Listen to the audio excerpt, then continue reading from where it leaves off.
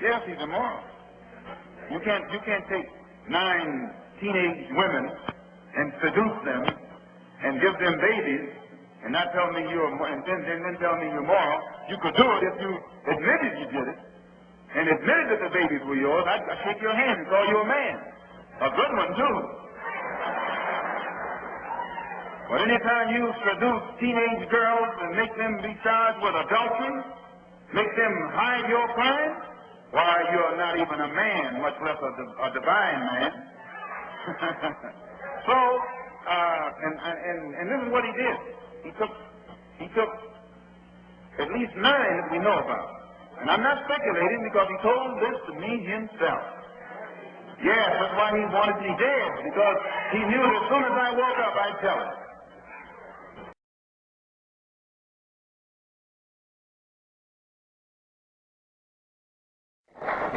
The only thing that I regret in all of this is that 2 black groups have to fight and kill each other off.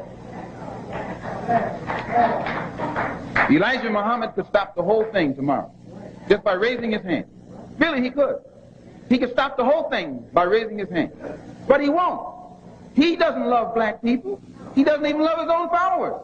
Proof of which they're killing each other. They killed one in the Bronx.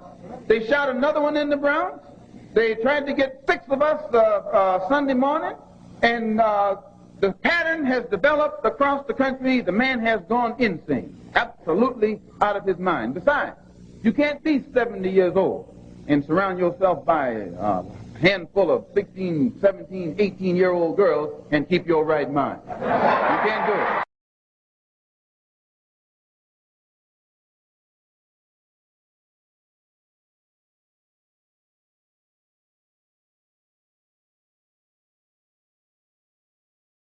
Malcolm X was Louis Farrakhan's mentor, his teacher in the Nation of Islam.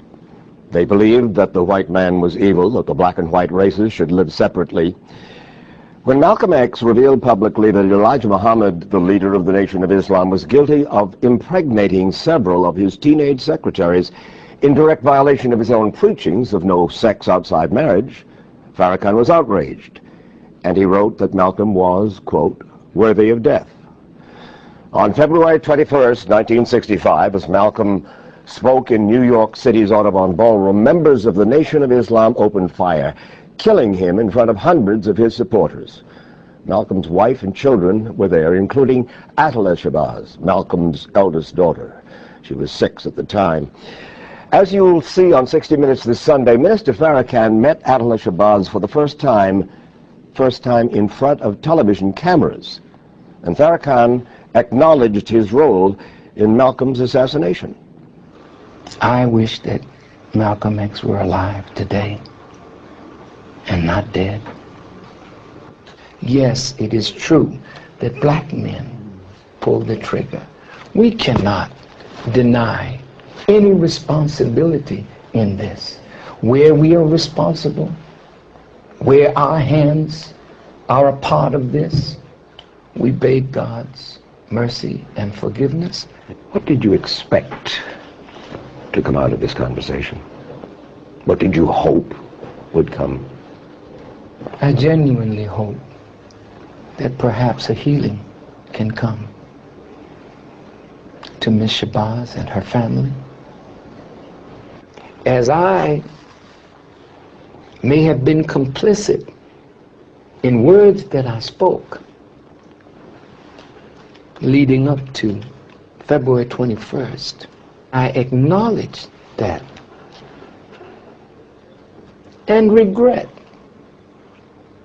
that any word that I have said caused the loss of life of a human being. On Sunday, you'll see how painful it was for Attallah Shabazz to listen to Minister Farrakhan's memories of her father's life and death. Malcolm was only 39 years old when he was killed. This month, he would have been 75.